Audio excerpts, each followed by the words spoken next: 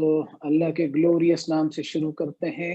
آپ نے جو سبجیکٹ دیا اس پہ الحمدللہ نحمدہ ونستعینہ ونستغفرہ ونؤمن بہ ونتوکل علیہ ونعوذ باللہ من شرور انفسنا ومن سیئات اعمالنا من يهده الله فلا مضل له ومن يضلل فلا هادي له ونشهد ان لا اله الا الله وحده لا شريك له ونشهد ان سيدنا ونبينا محمدا عبد الله ورسوله ارسله كافة للناس بالحق بشيرا ونذيرا وداعيا الى الله باذنه وسراجا منيرا صلی اللہ علیہ وعلی آلہ واصحابہ اجمعین.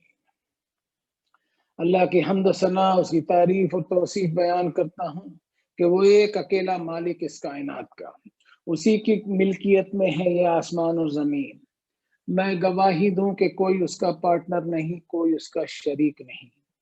وہ ہمیشہ سے قائم اور دائم، کوئی اس کا ثانی نہیں، کوئی اس کا ڈیپیوٹی بھی نہیں. اور اس میں دوسری گواہی میرے کردار اور میرے روزانہ کی زندگی میں یہ پائی جا رہی ہو کہ میں اللہ کے رسول صلی اللہ علیہ وسلم کو اپنا رہنما تسلیم کرتا ہوں اور اپنی روزمرہ کی زندگی اللہ تعالیٰ کے رسول صلی اللہ علیہ وسلم کے اسوہ حسنہ پر عمل کرتے ہوئے گزارتا رہوں. اس کی گواہی ملنی چاہیے. اسی کھری توحید کی اور اللہ کی غلامی کی تعلیم دی اللہ کے آخری نبی جناب محمد الرسول اللہ صلی اللہ علیہ وسلم نے، جن پر اللہ نے اپنا آخری پیغام نازل فرمایا: یا ایھا الناس قد جاءتکم موعظۃ من ربکم وشفاء لما فی الصدور وہدی ورحمۃ للمؤمنین. اے انسانوں، انڈیڈ تمہارے پاس تمہارے رب کی طرف سے ایک ایسا واعظ اور نصیحت نامہ آ چکا ہے جس میں تمہاری سوچ کا، تمہارے انٹلیکٹ کا علاج ہے، اور ہدایت اور رحمت ہے مومنوں کے لیے. پچھلے کئی مہینوں سے ہم ہاتھوں کو صابن سے دھو رہے ہیں، اپنے ہاتھوں کو سینیٹائزر لگاتے ہوئے سینیٹائز کر رہے ہیں، لیکن ہمارے دل و دماغ اور ہماری سوچ اور ہماری انٹلیکٹ کا سینیٹائزر اللہ نے 1450 برس پہلے نازل فرمایا. اس سے ہمیں کوئی لینا دینا ہی نہیں. اسلام کے نام پر ایک سے بڑھ کر ایک باطل خیالات ہمیں ملیں گے. جناب محمد الرسول اللہ صلی اللہ علیہ وسلم کی حدیث کے نام سے ایک سے بڑھ کر ایک گپے بازی ملیں گی. ایک فرقہ حدیث اور روایت کے نام سے کچھ کہتا ہے تو دوسرا فرقہ کچھ اور. وَمِنَ النَّاسِ مَن يَشْتَرِي لَهْوَ الْحَدِيثِ لِيُضِلَّ عَن سَبِيلِ اللَّهِ بِغَيْرِ عِلْمٍ. حدیث کے نام پر ایسی بوگس باتیں چلا دی جاتی ہیں جن کا اللہ کی کتاب سے کوئی میل جول نہیں، کوئی میچ نہیں. وَيَتَّخِذَهَا هُزُوًا أُولَٰئِكَ لَهُمْ عَذَابٌ مُّهِينٌ. چاہے ان بوگس روایتوں سے امت گمراہ ہو رہی ہو یا ان باتوں کا زمانے میں مذاق اڑایا جاتا ہو، اس وجہ سے بھی ہمیں ذلت اور رسوائی کا سامنا کرنا پڑ رہا ہے. ضرورت ہے کہ ہمیں اس کتاب پر آنا ہوگا جس کو اللہ نے فرقان فرمایا کہ اس کتاب کے ذریعے ہم سچائی کو اس طرح جانیں کہ جیسا انسانی بدن میں اگر کوئی غلط گروپ کا خون چڑھا دیا جائے تو فوراً اس کے جسم میں اینٹی باڈیز بننی شروع ہو جاتی ہیں. ٹھیک اسی طرح اس کتاب کو اپنائیں کہ کوئی جھوٹ ہمارے سامنے آئے تو قرآن مجید کی کسوٹی سے ہمارے ذہن میں بھی اینٹی انٹلیکٹ ڈیولپ ہونا شروع ہو جائے کہ روایتوں کے نام سے کوئی بکواس ہماری عقل اور ہمارا انٹلیکٹ کبھی قبول نہ کرے. آج کا جو ویبینار آرگنائز کیا گیا ہے اس کا سبجیکٹ ہے how to respond on provocative and accusative religious matters in the light of holy Quran. Raza time دیکھ رہا ہوں بیٹا. اصل میں مسلمانوں کا ایٹیٹیوڈ جو میں نے پایا ہے وہ نبی صلی اللہ علیہ وسلم کے نام پر مرنے کے لیے تیار تو ضرور ہیں، لیکن نبی صلی اللہ علیہ وسلم کی تعلیمات پر جینے کے لیے تیار نہیں ہے. اس پر اور بھی بہت کچھ کہا جا سکتا ہے، لیکن میں فوراً آج کے ٹاپک پر آتا ہوں اس لیے کہ وقت کی کمی ہے. پچھلے سال جو ہے وہ فرانس کا کارٹون وہ ایک بہت بڑا فتنہ تھا. پہلے میں فرانس کا کارٹون لیتا ہوں پھر اس کے بعد یہ جو 26 آیتوں کا فتنہ شروع ہوا وسیم رضوی صاحب کی طرف سے، اس کو لوں گا میں. یہ 2 سبجیکٹ کو میں بات کروں گا انشاءاللہ. اس میں ہمارا رسپانس جو ہے پرووکیٹو میٹرز میں کیسا ہونا چاہیے، قرآن مجید کی روشنی میں ہم اس سے ہدایت حاصل کرنے کی کوشش کرتے ہیں. اب سوال یہ اٹھتا ہے کہ فرانس کا کارٹون کس نے بنایا؟ کسی سے بھی ہم اگر پوچھیں تو وہ ایک گالی دیتے ہوئے ابیوزو لینگویج استعمال کرتے ہوئے کہے گا چارلی ہیبڈو نے. نہیں، چارلی ہیبڈو نے نہیں بنایا. میں ماجد پاریک یہاں بیٹھا ہوں ناگپور میں انڈیا میں نے بنایا. میرا کردار میں نے ایسا بنا لیا کہ لوگوں کو کبھی اپیل ہی نہیں ہوا. کسی قسم کی ٹوپی پہن لی، کسی قسم کے کپڑے چڑھا لیے اور کسی قسم کا حلیہ بنا لیا کہ میرا ظاہری تشخص میری آؤٹر پرسنالٹی سے میں مسلمان پہچانا جاؤں، نہ کہ میں میرے اخلاق اور مورلٹی سے میں مسلمان پہچانا جاؤں. توہین رسول صلی اللہ علیہ وسلم پر قرآن مجید میں کیا ملتا ہے، ہم اس پر غور کریں. قرآن مجید کی تعلیم میں ملتا ہے کہ ہر ناموافق حالات پر صبر کریں. To maintain patience in adversity.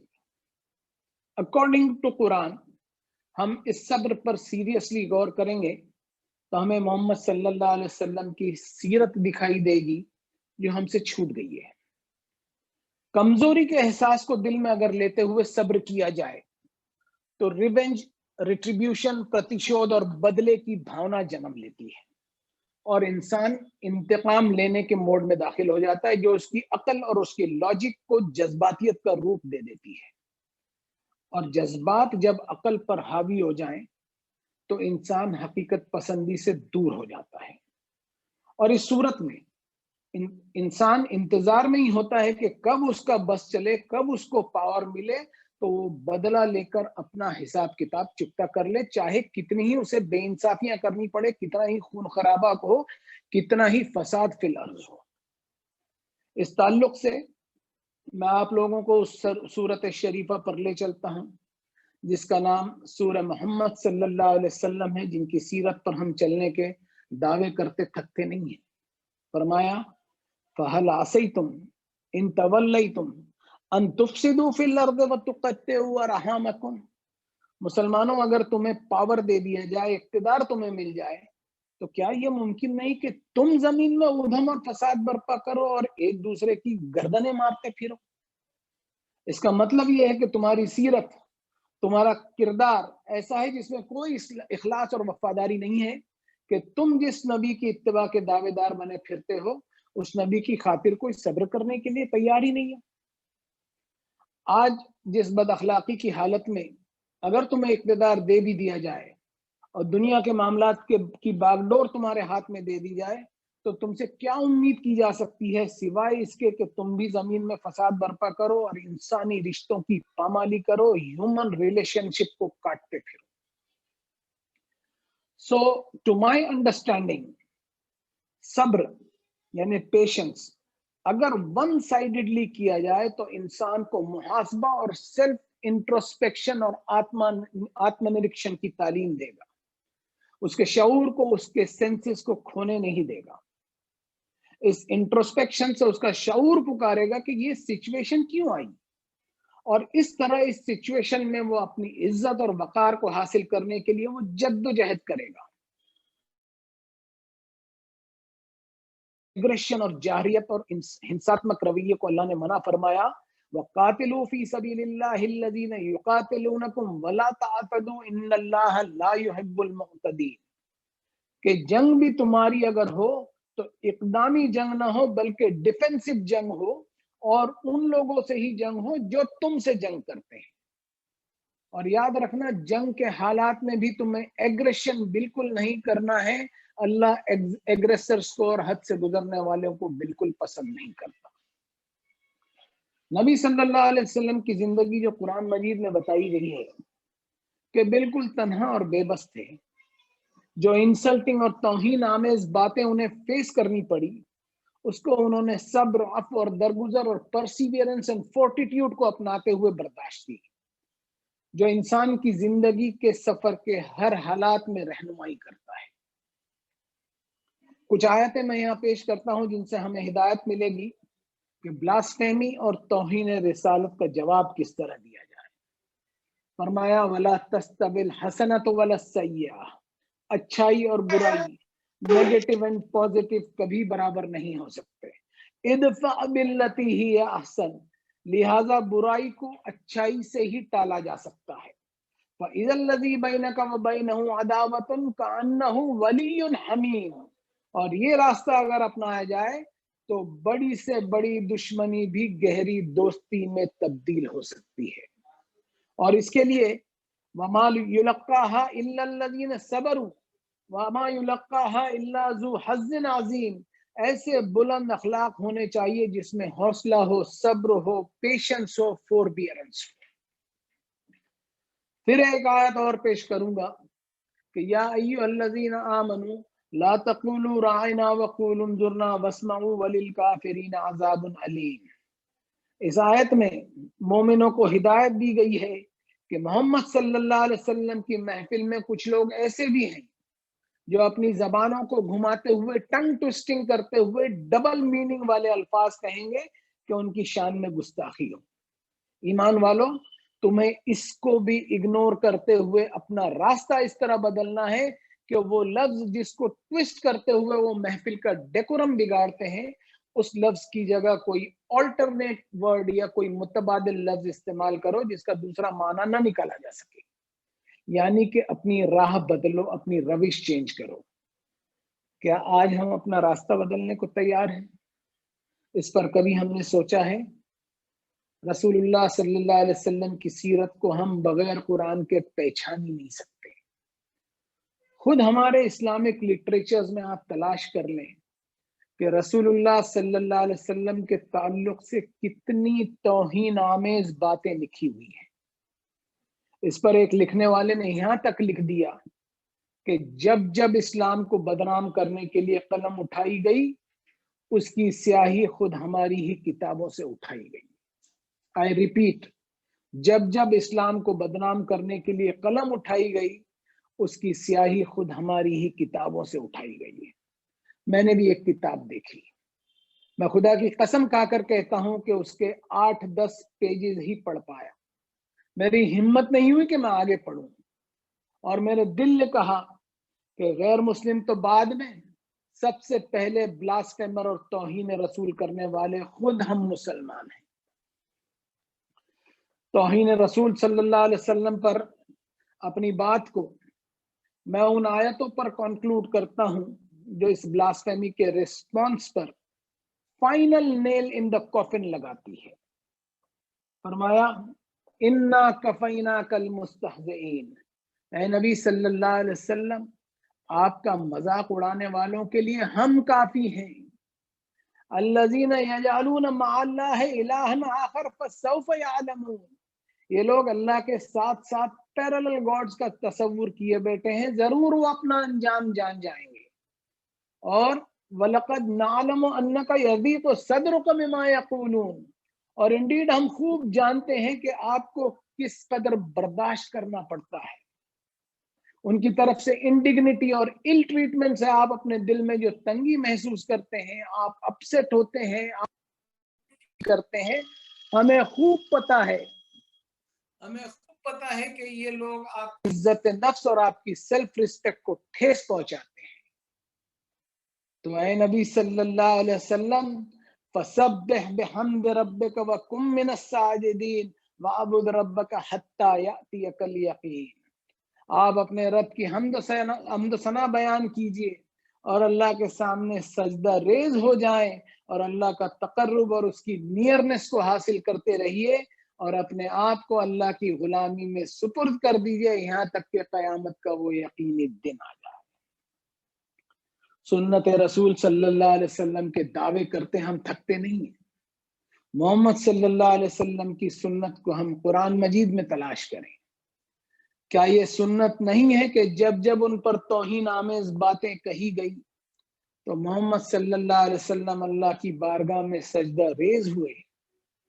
اب ان آیتوں کے آئینے میں ہم جتنے بھی لوگ آج کے ویبینار میں بیٹھے ہوئے زوم پہ، انکلوڈنگ می، اپنے آپ سے پوچھیں کہ جب ڈنمارک میں محمد صلی اللہ علیہ وسلم کا کارٹون چھپا تو ہم میں سے کتنے لوگ اللہ کی حمد و ثنا بیان کرتے ہوئے اس کے سامنے سجدہ ریز ہوئے اور اللہ سے معافی مانگی کہ ہمارے اپنے کردار کی وجہ سے دنیا آج محمد صلی اللہ علیہ وسلم کی توہین کر رہی ہے۔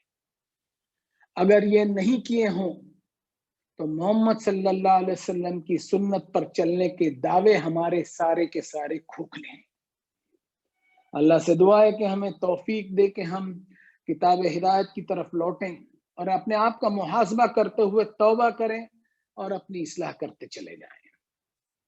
اب میں آتا ہوں آج کے دوسرے ٹاپک پہ، جو 26 آیتوں والا ہے، جس کا فتنہ ابھی پھر میڈیا میں آیا۔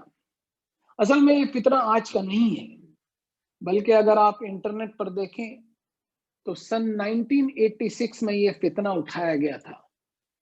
چاند مل چوپڑا نامی شخص نے کلکتہ ہائی کورٹ میں PIL داخل کی تھی، جو ریجیکٹ کر دی گئی۔ پھر سن 2002 میں یہی فتنہ دوبارہ اٹھایا ڈاکٹر پروین توگڑیا نے، جو وشو ہندو پریشد کے چیئرمین یا سیکریٹری رہ چکے ہیں۔ اور اب یہ فتنہ پھر اٹھایا ہے وسیم رضوی صاحب نے۔ گالیاں گلوچ کا دور چل پڑا وسیم رضوی کے خلاف، اسے بددعائیں دی جانے لگی۔ لیکن ہم قرآن کے آئینے میں دیکھیں تو یہ ساری حرکتیں قرآن مجید کی تعلیمات کے بالکل اپوزٹ دکھائی دیتی ہیں۔ سب سے پہلے تو تعجب والی بات یہ ہے کہ جو لوگ اسے گالیاں دے رہے ہیں وہ اپنے ضمیر میں، اپنی انترآتما میں جھانک کر دیکھے تو صحیح کہ کیا انہیں وہ 26 آیتیں معلوم ہیں جن کو نکالنے کی PIL داخل کی گئی۔ میں سمجھتا ہوں کہ منسکیول مائنورٹی ہوگی اور بہت کم ہی لوگ جانتے ہوں گے جنہیں وہ آیت معلوم ہے۔ ہم گالیاں دینے کے لیے تیار ہیں، بددعائیں کرنے کے لیے تیار ہیں، لیکن ہمیں وہ آیت ہی معلوم نہیں جن پر اعتراض اٹھایا گیا۔ تو اس سے بڑا جوک دنیا میں کیا ہو سکتا ہے؟ میں وہ 26 آیتوں تو نہیں لے پاؤں گا وقت کی قلت کی وجہ سے، لیکن وہ آیت ضرور لوں گا جو سورۃ التوبہ کے پہلے رکوع کی آیت ہے۔ حالانکہ ان 26 آیتوں پر الحمدللہ ہم ناگپور کے قرآنک عربک کلاسز کی ٹیم نے ایک کتاب تیار کی ہے سن 2002 میں۔ وہ کتاب لینا رضا، سن 2002 میں ہی تیار کی ہے، جس کا ترجمہ انگریزی، ہندی اور مراٹھی میں ہو چکا ہے۔ میں اس کا کور پیج آپ کے سامنے پیش کرتا ہوں۔ اس کا ٹائٹل ہے قرآن شریف کی آیتوں پر مخالفین کے اعتراضات اور اس کی تحقیق۔ یہ قرآن شریف کی آیتوں پر ایک کتاب سن 2002 میں تیار ہو گئی ہے، 4 زبانوں میں اس کے ترجمے بھی ہو چکے ہیں اور الحمدللہ یہ کافی سرکولیٹ ہوا ہے۔ یعنی یہ بات کر رہا ہوں میں آج سے 18-19 سال پہلے۔ اب ہم قرآن میں دیکھتے ہیں کہ ایسے معاملات میں ہمارا رسپانس کس طرح کا ہونا چاہیے۔ ایسی ہی ایک ڈیمانڈ جناب محمد الرسول اللہ صلی اللہ علیہ وسلم سے کی گئی تھی، جس کا تذکرہ ہمیں سورہ یونس کی آیت نمبر 15 میں ملتا ہے۔ وَإِذَا تُتْلَىٰ عَلَيْهِمْ آيَاتُنَا بَيِّنَاتٍ، اور جب ہماری مینیفسٹ آیتیں ان پر پڑھ کر سنائی جاتی ہیں، قَالَ الَّذِينَ لَا يَرْجُونَ لِقَاءَنَا ائْتِ بِقُرْآنٍ غَيْرِ هَٰذَا أَوْ بَدِّلْ، تو جن کے پاس اللہ سے ملاقات کا کوئی کانسیپٹ نہیں ہے، وہ ڈیمانڈ کرتے ہیں کہ اس قرآن کے علاوہ کوئی اور کتاب لاؤ یا اس میں ہی کوئی چینجز کر دو، پھیر بدل کر دو۔ قُلْ مَا يَكُونُ لِي أَنْ أُبَدِّلَهُ مِنْ تِلْقَاءِ نَفْسِي، اے نبی صلی اللہ علیہ وسلم آپ ان سے کہو کہ یہ میرے بس میں نہیں ہے کہ میں خود اس میں کوئی ترمیم کر دوں، کچھ ایڈیشنز اور سبسٹریکشنز کر دوں۔ ان اتبع الا ما یوحى الی انی اخاف ان عصیت ربی عذاب یوم عظیم، میں تو اسی کتاب کو فالو کر رہا ہوں، اگر میں خود میرے رب کی نافرمانی کروں تو میں خود بھی اللہ کے عذاب میں گرفتار ہو جاؤں گا۔ اب ایک آیت اور پیش کروں گا سورۃ الحجر کی، جس میں فرمایا انا نحن نزلنا الذکر وانا لہ لحافظون، بے شک ہم ہی نے اس نصیحت نامے کو نازل کیا اور ہم ہی اس کی حفاظت کریں گے۔ اب اس آیت سے میں مراد لیتا ہوں کہ ہمارا کوئی بھی ریئیکشن اس بات کی دلیل دیتا ہے کہ ہمیں اللہ پر بھروسہ نہیں ہے کہ وہ اپنی کتاب کی حفاظت کر سکتا ہے۔ ہم اللہ کے ڈومین میں انکروچمنٹ کرتے ہیں، ہمیں وہ آیتیں تو معلوم ہی نہیں، لیکن ان پر مرنے مارنے گالیاں دینے کے لیے ہم تیار کھڑے۔ اب اللہ تعالیٰ کیا فرماتے ہیں اس پر غور کریں۔ میں 4 آیتوں کا سیٹ لیتا ہوں جو سورۃ الحجر میں ہے، چیپٹر نمبر 15، آیت نمبر 91، 92، 93 and 94۔ الذین جعلوا القرآن عضین، جو قرآن مجید کے ٹکڑے ٹکڑے اور پارٹس کرنے کی کوشش کرتے ہیں۔ فَوَرَبِّكَ لَنَسْأَلَنَّهُمْ أَجْمَعِينَ عَمَّا كَانُوا يَعْمَلُونَ، آپ کے رب کی قسم ہم ان سبھی سے سوال کریں گے ان کی ان حرکتوں پر۔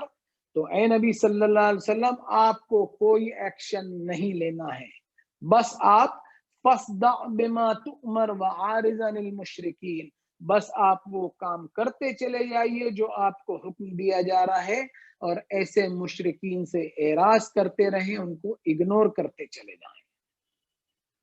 تو ان آیتوں کی روشنی میں ہم اپنا رد عمل اور اپنا رسپانس اور اپنا ریاکشن تلاش کریں کہ قرآن مجید کی یہ آیتیں ہمیں کیا ہدایت دے رہی ہیں۔ اب میں اس آیت پر آتا ہوں جو ان 26 آیتوں میں سے ایک ہے۔ وہ آیت ہے سورۃ التوبہ کی 9 نمبر کی سورۃ شریفہ کی 5 نمبر کی آیت، وہ پڑھ کے سناتا ہوں۔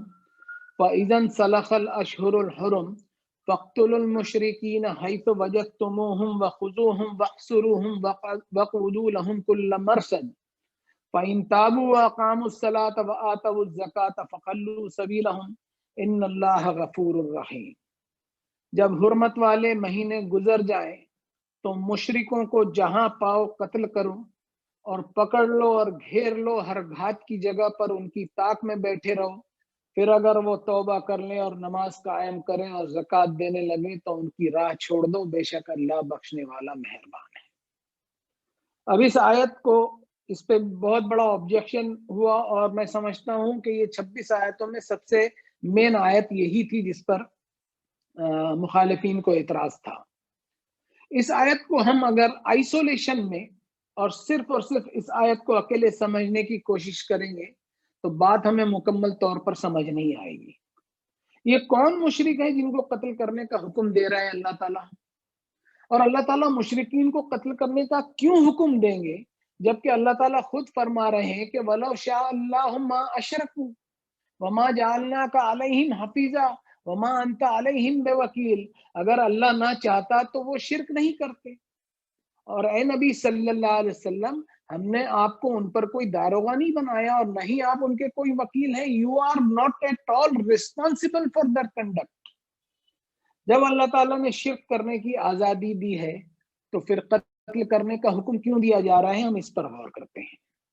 میں آپ لوگوں کو 9 نمبر کی سورۃ شریفہ کے پہلے رکوع پر لے چلتا ہوں جس کے بیچ میں یہ آیت ہے، اور ان آیتوں میں اللہ تعالیٰ نے پلورل کا صیغہ استعمال کیا ہے، یعنی افیئرز آف دا اسٹیٹ کے تعلق سے بات کی جا رہی ہے، انڈیویجول سے نہیں، افیئرز آف دا اسٹیٹ سے بات کی جا رہی ہے۔ اب وہ آیت پڑھتا ہوں، اعوذ باللہ من الشیطان الرجیم، براءۃ من اللہ ورسولہ الی الذین عاہدتم من المشرکین، یہ 1 نمبر کی آیت۔ بیزاری اور براءت کا اعلان ہے اللہ اور اس کے رسول کی طرف سے مشرکوں سے جن سے تم نے عہد کر رکھا ہے، یعنی وہ مشرک جن سے تمہارا کوئی کووننٹ ہو یا ایگریمنٹ ہو یا کوئی معاہدہ ہو۔ آیت نمبر 2، فَسِیحُوا فِی الْأَرْضِ أَرْبَعَةَ أَشْہُرٍ وَاعْلَمُوا أَنَّکُمْ غَیْرُ مُعْجِزِی اللَّہِ وَأَنَّ اللَّهَ مُخْزِی الْکَافِرِینَ۔ تو اعلان کر دیجئے کہ اے مشرکو، تم زمین میں 4 مہینے پھر لو اور جان لو کہ بے شک تم اللہ کو عاجز نہیں کر سکو گے، اور یہ بھی کہ اللہ کافروں کو رسوا کرنے والا ہے۔ یعنی 4 مہینوں کا وقت دیا جا رہا ہے کہ اپنے معاہدے پر آپ دوبارہ قائم ہو جائیے۔ اور آیت نمبر 3 ہے، وَأَذَانٌ مِّنَ اللَّهِ وَرَسُولِهِ إِلَى النَّاسِ يَوْمَ الْحَجِّ الْأَكْبَرِ أَنَّ اللَّهَ بَرِيءٌ مِّنَ الْمُشْرِكِينَ وَرَسُولُهُ فَإِن تُبْتُمْ فَهُوَ خَيْرٌ لَكُمْ وَإِن تَوَلَّيْتُمْ فَاعْلَمُوا أَنَّكُمْ غَيْرُ مُعْجِزِي اللَّهِ وَبَشِّرِ الَّذِينَ كَفَرُوا بِعَذَابٍ أَلِيمٍ۔ اور اعلان ہے حج اکبر کے دن اللہ اور اس کے رسول کی طرف سے کہ اللہ مشرکوں سے بری ہے اور اس کے رسول بھی، پھر اگر تم توبہ کر لو تو تمہارے حق میں بہتر ہے، اور اگر تم پلٹ گئے تو جان لو کہ تم اللہ کو عاجز نہیں کر سکتے۔ اور اے محمد صلی اللہ علیہ وسلم کافروں کو دردناک عذاب کی خبر بھی سنا دو۔ الا الذين عاهدتم من المشركين ثم لم ينقصوكم شيئا ولم يظاهروا عليكم احدا فاتموا اليهم عهدهم الى مدتهم ان الله يحب المتقين۔ یہ آیت نمبر 4 پڑھی میں نے۔ سوائے وہ جن مشرکوں کے ساتھ تم نے عہد کیا ہو یا کووننٹ کیا ہو، اور انہوں نے تمہارا کسی طرح کا قصور نہ کیا ہو اور نہ تمہارے مقابلے میں کسی کی مدد کی ہو، تو جس مدت تک ان کے ساتھ عہد کیا ہو اسے پورا کرو، اور اللہ متقین اور پرہیزگاروں کو پسند کرتا ہے۔ مطلب جن سے عہد کیا ہے وہ سامنے والے عہد توڑ رہے ہیں تو ان کو یہ وارننگ دے دی جائے، لیکن تمہیں کسی بھی صورت میں عہد نہیں توڑنا ہے، تمہیں وہ عہد کو پورا کرنا ہے۔ اب وہ آیت لے رہا ہوں 5 نمبر کی، جس پہ بہت سخت اعتراض ہے، جو آئسولیشن میں لی گئی ہے، صرف یہی آیت پہ بات ہوتی ہے، اور لوگوں کو لگتا ہے کہ مسلمانوں کی کتاب میں یہ لکھا ہوا ہے کہ غیر مسلموں کو اور مشرکوں کو کاٹتے چلے جاؤ۔ اب وہ آیت ہے فَإِذَا انْسَلَخَ الْأَشْهُرُ الْحُرُمُ فَاقْتُلُوا الْمُشْرِكِينَ حَيْثَ وَجَدتُّمُوهُمْ وَخُذُوهُمْ وَاحْصُرُوهُمْ وَاقْعُدُوا لَهُمْ كُلَّ مَرْصَدٍ فَإِنْ تَابُوا وَأَقَامُوا الصَّلَاةَ وَآتَوُا الزَّكَاةَ فَخَلُّوا سَبِيلَهُمْ إِنَّ اللَّهَ غَفُورٌ رَحِيمٌ۔ جب حرمت والے مہینے یعنی سیکرڈ منتھس گزر جائیں تو مشرکوں کو جہاں پاؤ قتل کرو اور پکڑ لو اور گھیر لو، اور ہر گھات کی جگہ پر ان کی طاق میں بیٹھے رہو۔ پھر اگر وہ توبہ کرنے اور نماز قائم کریں یعنی اسٹیبلشمنٹ آف صلات کریں اور زکوٰۃ دینے لگے تو ان کی راہ چھوڑ دو، بے شک اللہ بخشنے والا مہربان ہے۔ اب آیت نمبر 6 لے رہا ہوں میں۔ وَإِنْ أَحَدٌ مِّنَ الْمُشْرِكِينَ اسْتَجَارَكَ فَأَجِرْهُ حَتَّى يَسْمَعَ كَلَامَ اللَّهِ ثُمَّ أَبْلِغْهُ مَأْمَنَهُ ذَلِكَ بِأَنَّهُمْ قَوْمٌ لَا يَعْلَمُونَ۔ اور اگر کوئی مشرک تم سے پناہ چاہے، ریفیوج چاہے، تو اس کو ریفیوج دو، پناہ دو، اس کو سرکشا دو، اس کو سیکیورٹی دو، یہاں تک کہ وہ اللہ کا کلام سن لے۔ پھر اس کو کیا کرو؟ اس کو مار ڈالو، کاٹ ڈالو؟ نہیں، پھر اس کو اس کی امن والی جگہ پہنچا دو واپس، اس لیے کہ یہ ایسی قوم کے لوگ ہیں جن کو کوئی معلومات نہیں ہے۔ اب ان آیتوں میں ہم دیکھیں کہ اللہ کی رحمت کا پہلو کتنا بڑا اور نمایاں دکھائی دیتا ہے کہ جنگ کے حالات میں بھی اگر کوئی مشرک پناہ مانگے تو اسے پناہ دو، اس کو سیکیورٹی فراہم کرو۔ اب ان آیتوں میں سے ایک کو چن لیا گیا اور اس پر اعتراضات کے انبار لگتے چلے گئے، اور ہماری بدنصیبی ہے کہ ہم نے خود بھی ان آیتوں کو سمجھا نہیں۔ جب سمجھا ہی نہیں تو لوگوں کو کیا بتا سکیں گے؟ اب میں آپ کو جنگ کی ایک بنیادی آیت پر لے کے چلتا ہوں، جو سورۃ البقرہ کی چیپٹر نمبر 2 کی 190 نمبر کی آیت ہے۔ وَقَاتِلُوا فِي سَبِيلِ اللَّهِ الَّذِينَ يُقَاتِلُونَكُمْ وَلَا تَعْتَدُوا إِنَّ اللَّهَ لَا يُحِبُّ الْمُعْتَدِينَ۔ اور جنگ کرو اللہ کی راہ میں ان لوگوں سے جو تم سے جنگ کرتے ہیں، اور جنگ کے معاملے میں بھی زیادتی نہ کرنا، بے شک اللہ زیادتی کرنے والوں کو پسند نہیں کرتا۔ اس آیت سے جو اصول طے ہوتے ہیں ہم ان پر غور کریں۔ ایک مشہور کہاوت آپ کو بہت سننے کو ملی ہوگی کہ everything is fair in love and war, یعنی محبت اور جنگ میں سب کچھ جائز ہے۔ بکواس ہے یہ کہاوت، بالکل بکواس ہے۔ جو آیت میں نے ابھی پڑھی اس سے جو اصول برآمد ہوتے ہیں ہم اس پر غور کریں کہ جنگ صرف فی سبیل اللہ ہوگی، فی سبیل قوم، فی سبیل وطن، فی سبیل ادھیکار یا رائٹس، ان طرح کی جنگوں کو فی سبیل اللہ ثابت نہیں کیا جا سکتا۔ نمبر 2، فی سبیل اللہ جنگ بھی پہلے دعوت کا کام پورا ہو جائے، اس پہ بھی دعوت کے بعد ریزسٹنس آتا ہے تو مکمل صبر کیا جائے، اور آخر میں ہجرت کر لی جائے، مائیگریشن کر لیا جائے۔ اس کے بعد بھی اگر ایمان والوں پر دوسری طرف سے حملہ ہوتا رہے تو بطور جواب اور دفاع کے ہی جنگ ہوگی، یعنی ڈیفنس میں بھی ہوگی، کوئی جنگ آفینسو نہیں ہوگی، ہر جنگ ڈیفنسو ہی ہوگی۔ مطلب اقدام وہاں سے ہوگا، پہل وہاں سے ہوگی، تو آپ کو جوابی کارروائی کرنا ہے۔ نمبر 3، اس طرح فی سبیل اللہ جنگ میں بھی ایمان والوں کو زیادتی نہیں کرنا ہے۔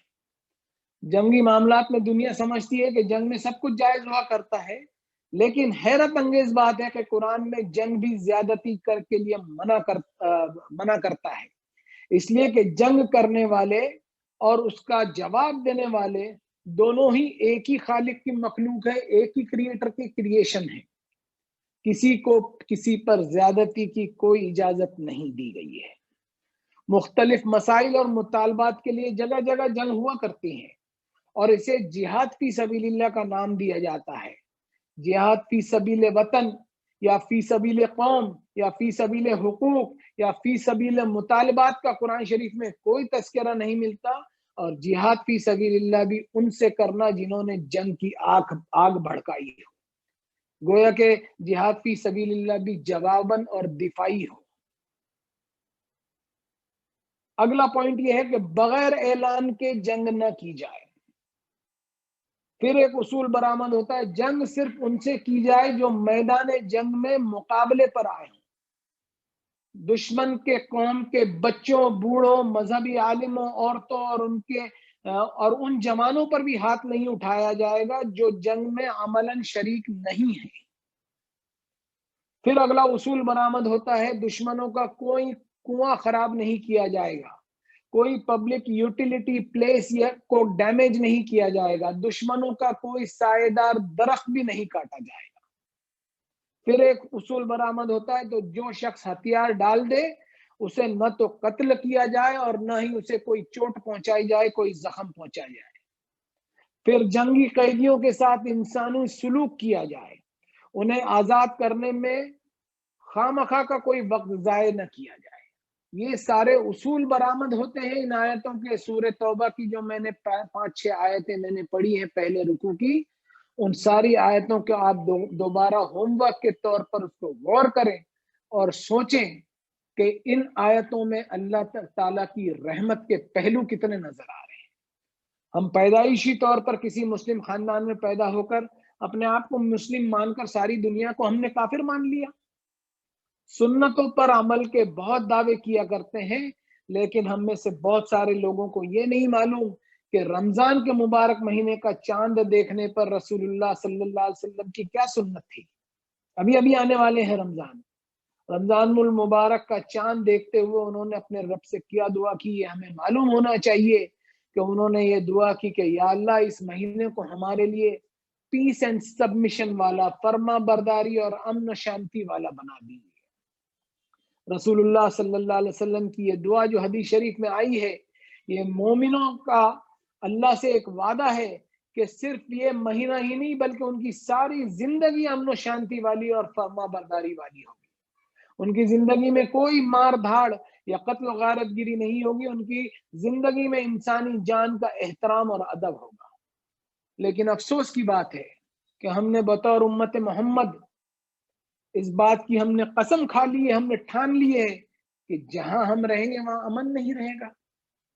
اسلام کے نام پر اپنا اقتدار حاصل کرنے کی خاطر ہم انسانوں کا قتل عام کرتے چلے جائیں گے، اور ہماری یہ حرکت اس دنیا میں ایسی دکھائی دے رہی ہے کہ جیسے ہم نے ایک اجتماعی خودکشی اور ایک کلیکٹیو سوئسائڈ اور سماجک آتم ہتیا کی ہم نے ٹھان لی ہے۔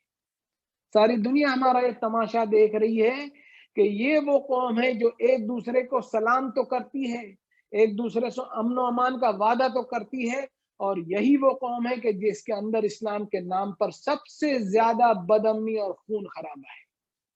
اور ساری دنیا اپنے دانتوں تلے انگلی دبائے سوچ رہی ہے کہ یہ کیسا سلام ہے مسلمانوں کا، اس میں اتنی منافقت کہاں سے آ گئی، جبکہ اللہ تعالیٰ کی کتاب کہتی ہے یا ایھا الذین آمنوا اذا ضربتم فی سبیل اللہ فتبینوا ولا تقولوا لمن القى الیکم السلام لست مؤمنا۔ جس کسی نے تم پر سلام پیش کیا جنگ کے حالات میں بھی، تو اس کے بارے میں یہ کبھی نہ سوچنا کہ وہ مومن نہیں ہے، امن والا نہیں ہے۔ اور جنگ کے حالات والے وقت کے تعلق سے رسول اللہ صلی اللہ علیہ وسلم کا ایک واقعہ ملتا ہے کتابوں میں کہ حضرت اسامہ بن زید رضی اللہ تعالی عنہ بیان کرتے ہیں کہ اللہ کے رسول نے ایک جگہ لشکر بھیجا۔ جب اس واقعے کی رپورٹنگ کی گئی تو بتایا گیا کہ ایک آدمی کو پایا، اور جب اس پر قابو کر کے اس پر چڑھ بیٹھے تو اس نے لا الہ الا اللہ کہہ دیا۔ تو رسول اللہ نے امیڈیٹلی پوچھا کہ پھر تم نے کیا کیا؟ تو انہوں نے جواب دیا جو رپورٹنگ دے رہے تھے کہ پھر بھی ہم نے اسے مارا پیٹا، اور یہاں تک کہ مارا پیٹا کہ اس کو قتل ہی کر دیا۔ یہ رپورٹنگ سن کر رسول اللہ صلی اللہ علیہ وسلم بہت ناراض ہوئے، اور انہوں نے ارشاد فرمایا کہ قیامت کے دن لا الہ الا اللہ کے مقابلے تمہارا کون ہوگا؟ تو جواب میں کہا گیا کہ یا رسول اللہ اس نے کلمہ طیبہ ہتھیار سے ڈر کر کہا۔ تو آپ نے فرمایا کہ کیا تم نے اس کے دل کو چیر کر دیکھ لیا تھا کہ اور تمہیں معلوم ہو گیا تھا کہ وہ ہتھیار کے ڈر سے کہا ہے یا کسی اور وجہ سے؟ لا الہ الا اللہ کے مقابلے میں قیامت کے دن تمہارا کون ہوگا؟ یہ ہے رسول رحمت للعالمین کا کردار جو ہم قرآن کے بغیر سمجھ ہی نہیں سکتے۔ وقت میرا پورا ہوا اور میں سمجھتا ہوں کہ الحمدللہ بات بھی پوری ہوئی۔ اللہ سے دعا ہے کہ میری اس اسپیچ کو ایسا قبول فرما لے کہ قیامت کے روز اللہ کی رضا کا سبب بنے اور میری نجات کا بھی سبب بن جائے۔ بارک اللہ لنا ولکم فی القرآن العظیم ونفعنا وإياكم بالآیات والذکر الحکیم انہ تعالی جواد کریم ملک بر رؤوف الرحیم فاستغفروا ربکم ثم توبوا الیہ ان ربی رحیم ودود۔ جزاک اللہ، thank you very much all of you. جزاک اللہ خیر.